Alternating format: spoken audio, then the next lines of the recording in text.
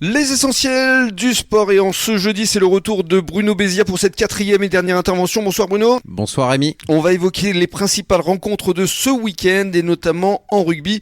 En National 2, le RCBA va se déplacer à Marmande. Oui, après sa belle victoire à domicile contre Florence, eh bien le RCBA va jouer à Marmande et c'est une nouvelle occasion pour le club de la Test-Action de prendre des points, même si la zone dangereuse est éloignée.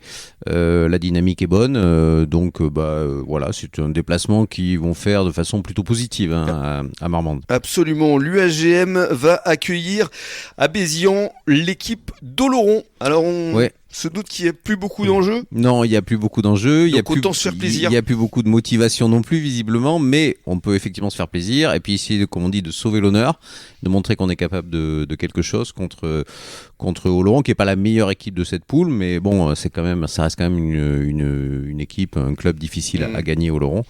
Voilà, il faut espérer devant le public, on ne sait jamais. Ce serait bien pour leur public, justement. Et puis alors l'US Salle se déplace à Bergerac. Ouais. Il reste 4 matchs dans cette poule. Il y aura les 2 gros matchs à domicile. On en a parlé avec le président Didier Dallet mardi dernier.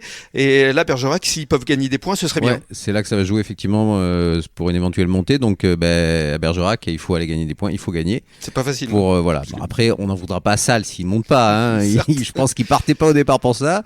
Non, mais c'est possible et je pense qu'ils ont vraiment une vraie rage, une vraie motivation, ils ont envie. Et puis surtout s'ils se classent dans les 4 premiers, comme le disait le président mardi, ça leur permettra de faire les barrages. De faire les barrages, absolument. Et d'accueillir à domicile le match retour. Voilà, exactement. Ce qui est un avantage non négligeable. En football, National 3, l'US Cap Ferret est au repos et le FCBA se déplace au FC des Graves. Voilà, comme d'habitude maintenant, FCBA victoire impérative, même si c'est à l'extérieur. Le FC des Graves est plutôt une équipe mal classée. Donc, ils sont en bas de tableau. La victoire est tout à fait possible et serait même logique pour le FCBA. De toute façon, elle est nécessaire s'ils veulent espérer monter. Et donc, en terminant premier de la poule, ils sont pour l'instant second. En handball, les filles, Mios Biganos, elles jouent à domicile. Oui, elles reçoivent Borde. On imagine, on espère que ce sera comme d'habitude une victoire, surtout à domicile. Elles les enchaînent, comme on le sait. Et c'est effectivement samedi, je crois.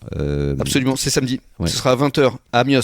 Et d'ailleurs, on parlera de ce club demain, vendredi, puisque Jean-Michel a souhaité inviter Jean-Philippe Hannet, qui est membre du comité directeur du club de handball de Mios Biganos. Pour ce qui est de l'équipe masculine d'Arcachon-la-Teste, elle va se déplacer, elle, à Oloron ce dimanche 12 mars. Merci beaucoup Bruno. Merci Rémi. Bonne soirée à tous. Et puis nous, Jean-Michel, on se donne rendez-vous évidemment demain vendredi pour parler handball. À demain. À demain. Et bonne soirée à tous.